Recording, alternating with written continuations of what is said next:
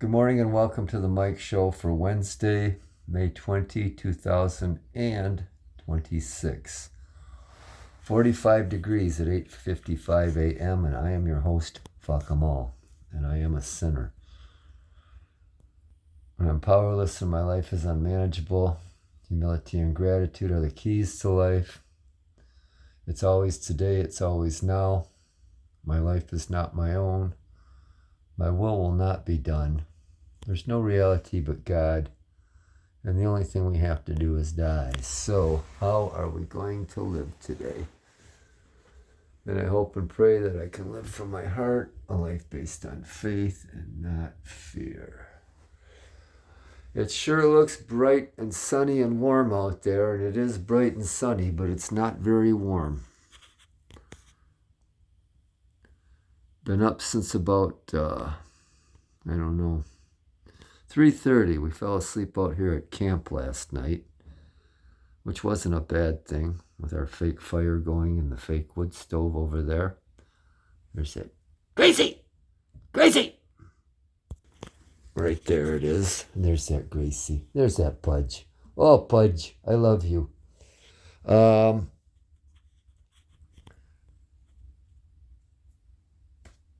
don't remember. I fell asleep out here, I think, around 9:30. And I think it was around 12:30, going on 1 when I woke up and went and laid down on Audie's bed in the living room. And Gracie and Chloe came and cuddled with me.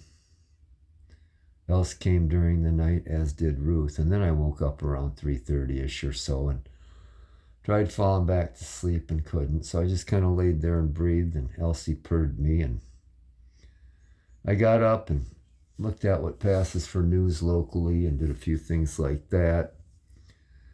And, here comes Uncle Max. There's Mackie. Come on, Max. Come on, sit with me, bub. Come on, Bubby. There's Mackie. I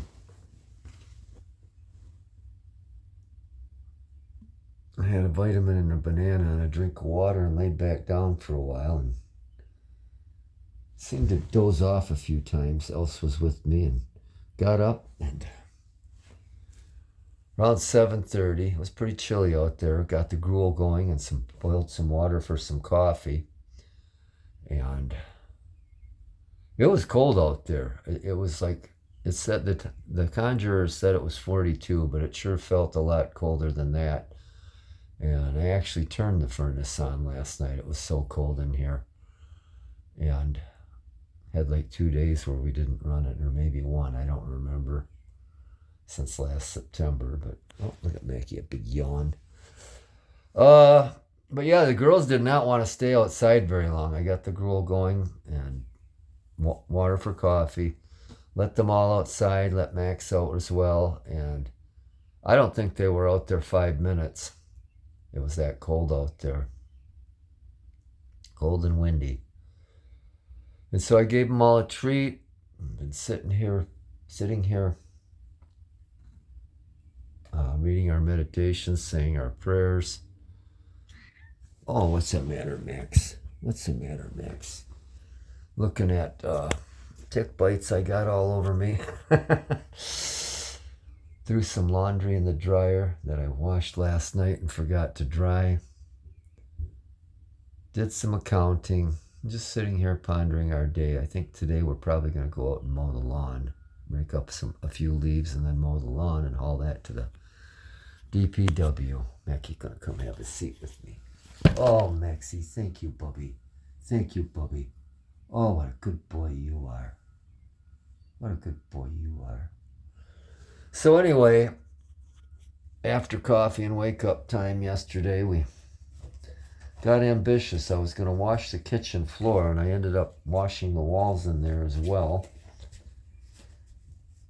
A couple years ago, I bought this wall cleaning mop. We used to use them at Right Away Restoration when I worked there, and I ended up ordering one for myself and some mop heads. And they take what literally a job, like if you want to wash your living room walls and ceiling, and that used to take me hours using a stepladder and a bucket and a mop or rag or whatever.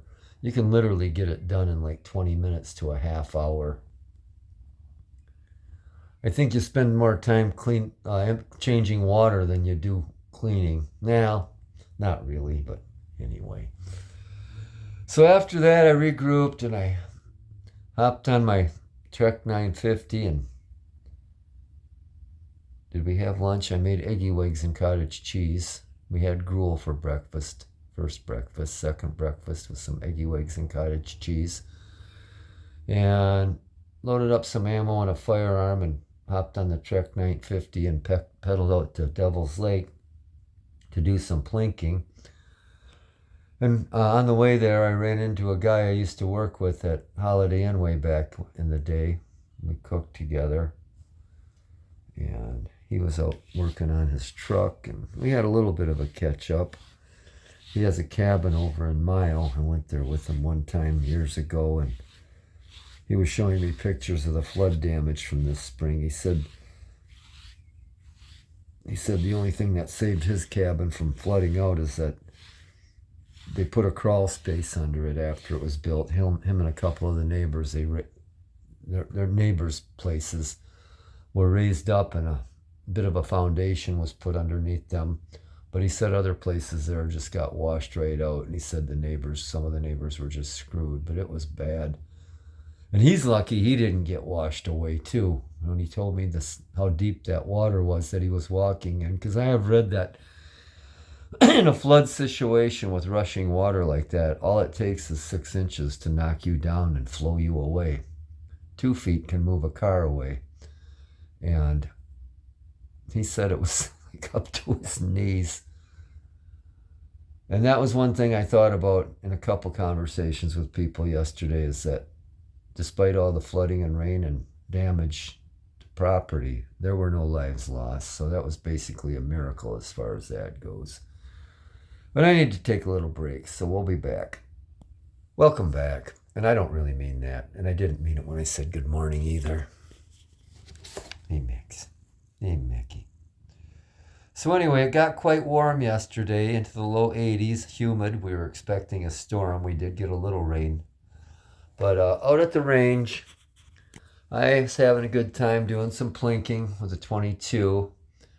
And I was going to go, and I thought, you know what? One more mag of rounds, one more magazine. So I loaded one up, started firing, and then all of a sudden there was this huge explosion. The round went off a lot louder than usual. When the slide ejected to eject the round, a fireball came out of it. Got a little bit of a burn on my thumb, nothing major, and my thumb and my index finger and the area between them on the palm of my hand were just covered in soot. And something went wrong. I think that round was too hot and the gun was screwed up. It was totally messed up. I'm like, oh crap. So I packed things up, hopped on the bike, and I had needed to get a wrench, so I stopped at O'Reilly Auto Parts and bought some hex wrenches with T-handles. Stopped at Pompeo's to have lunch. Excellent 2 burrito combination. You get a beef and bean and a chicken and bean. And it's ridiculous, the cost, and the food is so good. Everything there is homemade. Really great place to eat here. Came home and got on the phone to the firearm manufacturer and waited a long time to get through. It was an extremely busy day, but long story short, they emailed me a repair ticket and label, and I don't have a printer, so I ran to Full Bore and I told Jeff about what happened, and he said, yeah, just go over to FedEx. Well, I don't have the capability to print anything out, and then my phone that I'm using now to record this, it's got no capabilities of calling or texting, and like I can do email here when I'm home at Wi-Fi, but I couldn't do it anywhere else. So the lady at FedEx gave me her email address, told me to go home on my computer, email her the label that they sent me from the firearm manufacturer. So I did that, packed the thing up. Jeff gave me a box. I was grateful for that. I had some bubble wrap and Went back there and took the weapon to fire FedEx, and they shipped it out for me. Stopped at Meijer on the way home and got some treats for my sweetses. Came home, and what did we have for supper last night, Max? What did I make for supper? I made some tuna salad, and that was pretty good. There goes a birdie. And I talked to Cousin Paul a couple times yesterday. Read to the cats last night. They went out in the afternoon for a bit. They were pretty good about kind of sticking around in the afternoon, and then got them their afternoon treat. That's pretty much it. Oh no, then I got busy again while I was reading. Halfway through the chapter I was reading, I cleaned a couple Noogie boxes and put fresh litter in them for the cats. So now that you know that, your life is complete. And with that, we're going to take a little break. Look at that Beba girl over there. Is she comfy or is she comfy? Gracie's up top. Gracie's up top. And I'm guessing Ruthie's upstairs with Tanta Elsie. She likes to do that. Oops. Anyhow, I watched a video about ticks.